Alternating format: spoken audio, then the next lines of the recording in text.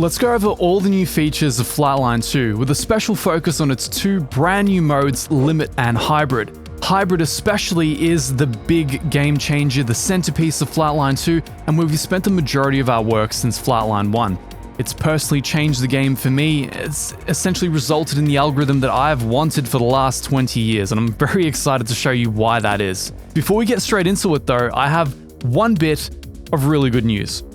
If you're currently an owner of Flatline 1, you're entitled to Flatline 2 completely for free. That's with no caveat. You just get it completely for free. Take the link down below, grab your free copy, and feel free to follow along with this video. Let's get straight into it. So this is Flatline 2. I'll draw your attention first of all to the resize control down in the bottom right. We're going to set it to large in this case to very nicely frame our 1080p screen here. As you can tell, it's had a visual redesign to find a bit more of its own visual identity. I'm happy to report the utility controls are still broadly in the same sections.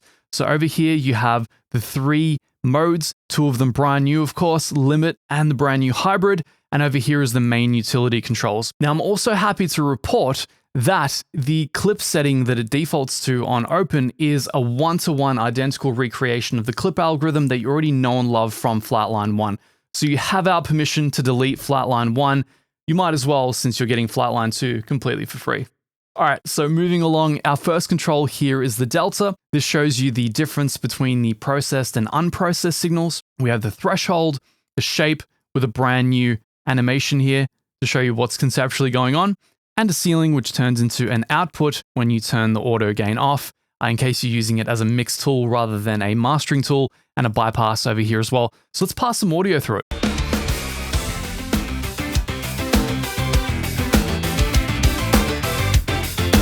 Now, before we get into any heavy-duty clipping, I want to draw your attention to our brand new redesigned metering section. So here we have gain reduction, output, and LUFS integrated short-term momentary. We also have a brand new target section, so just about any streaming platform you can imagine, let's say Spotify in this case, is our target.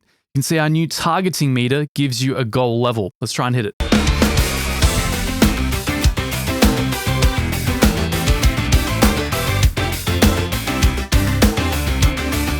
All right, we've done a decent job. Integrated is telling us that we're overshooting ever so slightly.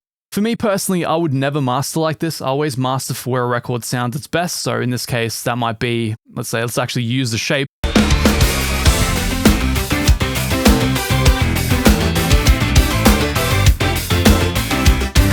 Right about there. And then we would use the ceiling control to knock it back down to whatever the target is of a given platform. Bear in mind, I do expand on this in a best practices section of our user manual, so make sure to check that out as an addendum to this video to get a few more extra details that we couldn't fit into this video. So there are our main controls, that's our metering section. Up here, as you saw before, we have some additional controls, of course, a manual ability to connect with us.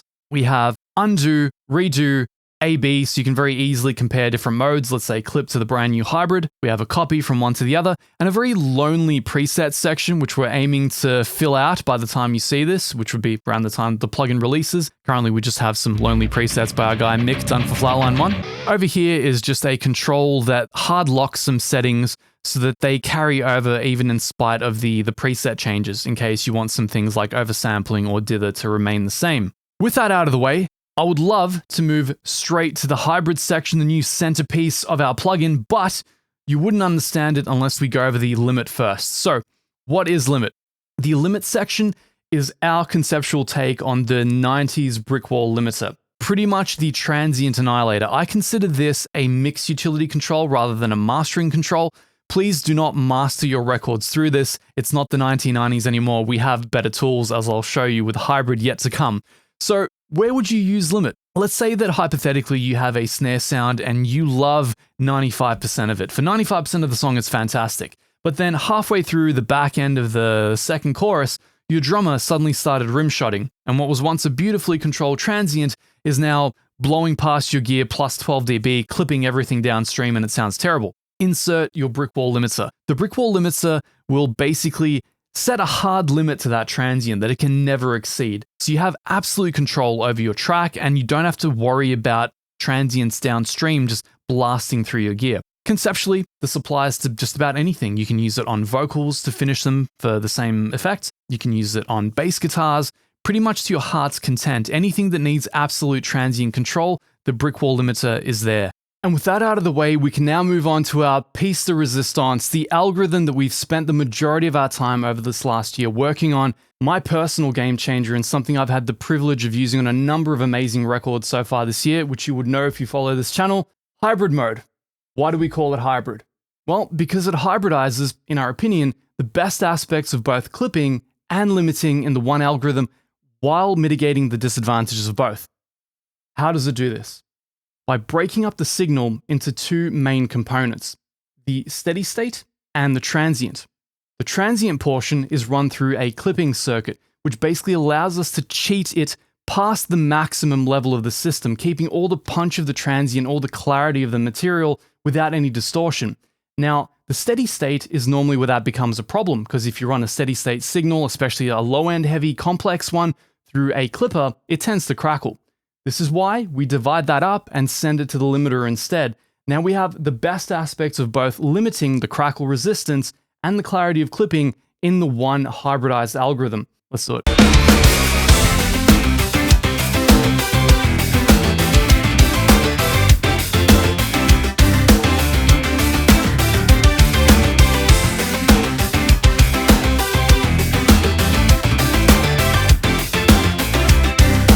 You can hear even immediately near default settings it sounds amazing, and that's quite intentionally done. Where countless listening tests have gone into this, I still have PTSD from them, so you're very welcome.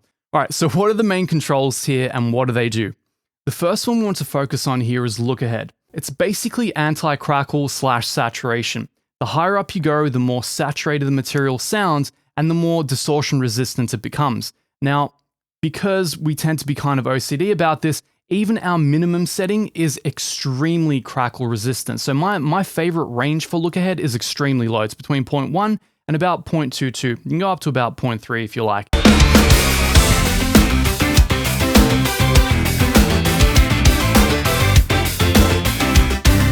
Hear how the snare kind of disappears? It just kind of gets sucked into the bed of the mix. You never run it up here.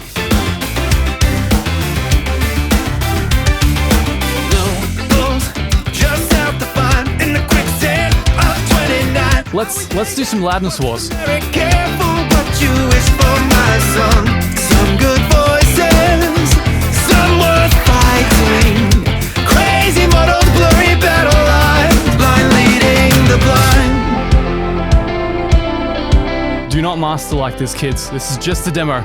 When you go back to a sensible, loud level, absolutely perfect. This is just to show you how loud the hybrid algorithm can take music while still maintaining that cleanliness and that drum forwardness, which leads us to our next most powerful control, the envelope, the thing that allows you to control the way the timbral qualities of the music present to the listener. The attack can be thought of as a drum forwardness control. The lower it goes, the more subdued your drums become. The higher it goes, the more forward and thick your drum transients become. Let's demo it. All the way down. Hear how choked that snare is? Let's open it up.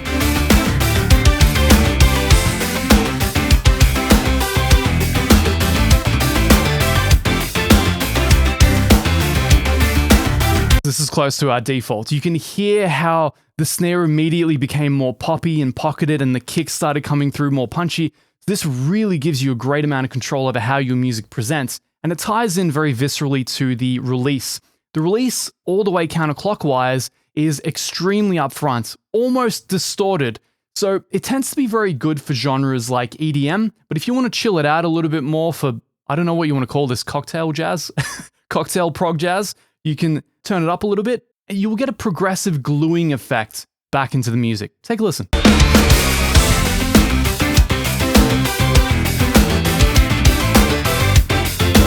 Hear how nicer it becomes? I really like it here, but we'll go higher.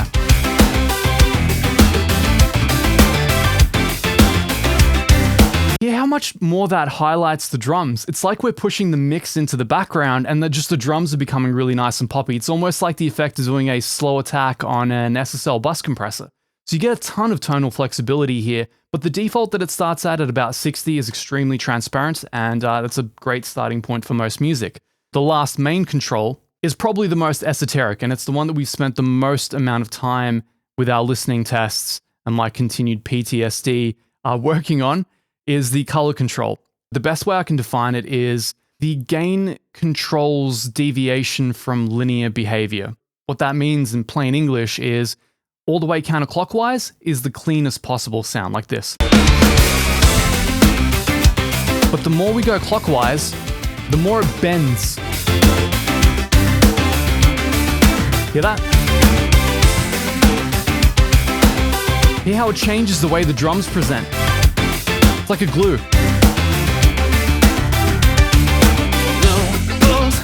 If you've watched my videos before, you know I liked in the past combining two different maximizers together. One to give me the punch and the level, and one to give me the final bit of glue. The color control is made to replace that. So I can now do everything with just a hybrid mode. So when I run my masters, everything I've mastered this year, I can just use this. Instead of having to stage this into something else or something else into this, I can literally just jog this up until I get just the right amount of finishing touch that I want on the music. Try it on your material, see where it sounds best. Most mixes I find wanted at completely different settings all over the spectrum, so I'm really glad that we've been able to give you this flexibility and this control, and I hope that you enjoy it as much as I do. Now, our last control is the channel linking. This is the sidechain detectors linking between both channels, left and right. We keep it completely unlinked by default because I believe that we give you enough flexibility already to control the drum forwardness. However, if you find that you have a mix come through that has a really diffuse center image, maybe you're losing the kick and the snare or the vocal, it's just really not presenting as accurately as you would want, you can simply just jog this up and it will bring it more into focus. Take a listen.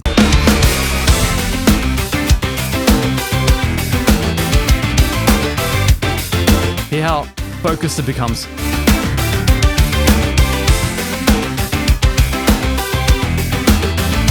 Most of us mastering engineers tend to prefer these kind of things all the way off if we can get away with them, because it makes everything sound more diffuse, wide, and surreal and exciting. But sometimes you just get a project through that needs a setting like that.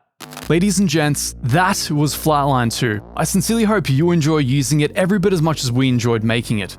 If you're a Flatline 1 owner and you haven't yet, grab your free copy in the link down below. For everybody else, you can take advantage of our special introductory pricing for a limited time only on the same link. And if you're still not convinced, there's a 7-day, no obligation free demo also on the same link. But missed anything, do let me know, and I'll see you all next time.